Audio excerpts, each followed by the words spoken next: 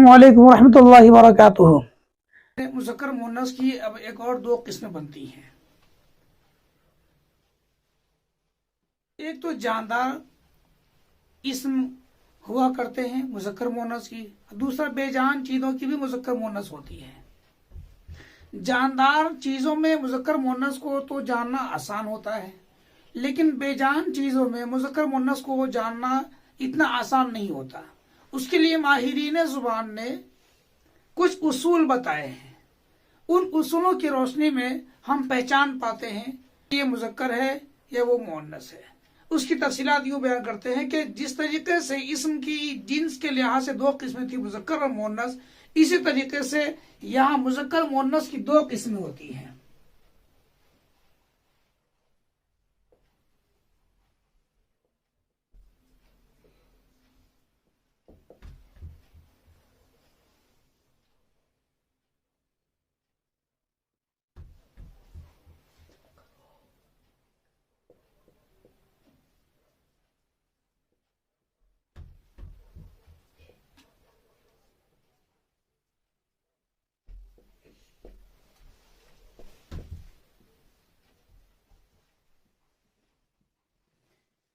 ये मुज़क्कर मुअन्नस की दो किस्म होती है। एक तो मुज़क्कर मुअन्नस हकीकी और दूसरा वाला जो है मुज़क्कर मुअन्नस गैर हकीकी। ये मुज़क्कर मुअन्नस हकीकी क्या होता है और गैर हकीकी क्या होते हैं, इनकी तफसीलात मैं आपको बयान करने लगा हूँ। इसकी तफसील हम यकीनन इसके डिफिनेशन और इसकी तारीफ के जरिए से अच्छी तरह समझ पाएंगे। मुज़क्कर मुअन्नस हकीकी ये जानदार चीजों के अंदर होते हैं, यानी इसकी तारीफ यूं होगी कि मुज़क्कर मुअन्नस हकीकी वो कहलाता है जो नर के मुकाबले में मादा हो और मादा के मुकाबले में नर हो। इसी तरीके से मादा के मुकाबले में नर हो और नर के मुकाबले में मादा हो, यानी एक ही जिन्स के अंदर में दोनों चीजें होती हैं, एक ही कैटेगरी की दोनों के दोनों मुज़क्कर भी होते हैं, मुअन्नस भी होते हैं, मेल भी होता है, फीमेल भी इसी किस्म का होता है। हम इसकी तारीफ लिखते हैं।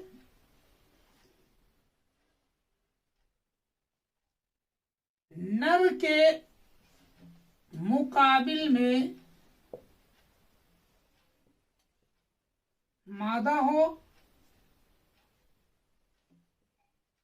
मादा के मुकाबिल में नर हो। ये आपके सामने में मुज़क्कर मुअन्नस हकीकी हुआ और इसके अपोजिट में मुज़क्कर मुअन्नस गैर हकीकी है। एग्जाम्पल दे रहा हूं तो इससे समझने में आसानी होगी। जैसे मैंने लिखा यहाँ वालिद, यहां मैं लिखता हूं वालिदा, यहां मैंने लिखा बेग, यहां मैं लिख रहा हूं बेगम, यहां मैंने लिखा बिल्ला, तो यहां हमने लिखा बिल्ली। कबूतर, कबूतरी,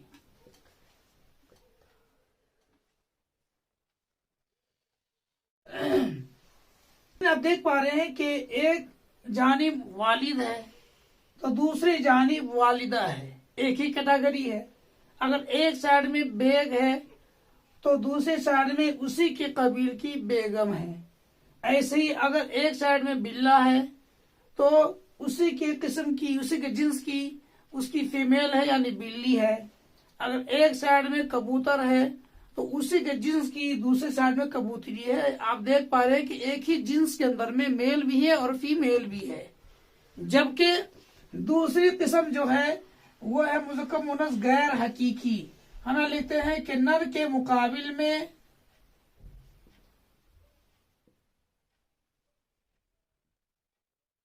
मादा ना हो, मादा के मुकाबिल में नर ना हो।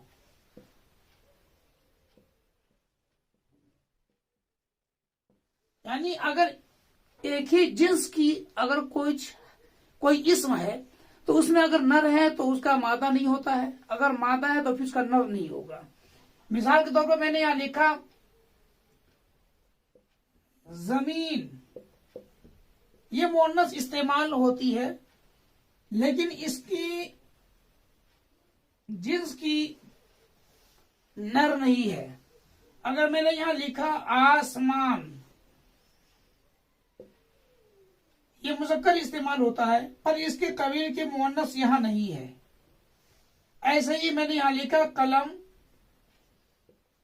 इसका भी इस्तेमाल मुज़क्कर होता है, पर इसी के जिन्स की यहां पर मुअन्नस इसका नहीं है। ऐसे ही हमने यहां लिखा कापी, ये मुअन्नस इस्तेमाल होता है, लेकिन यहां पर इसी के जिन्स की कोई मुज़क्कर नहीं है।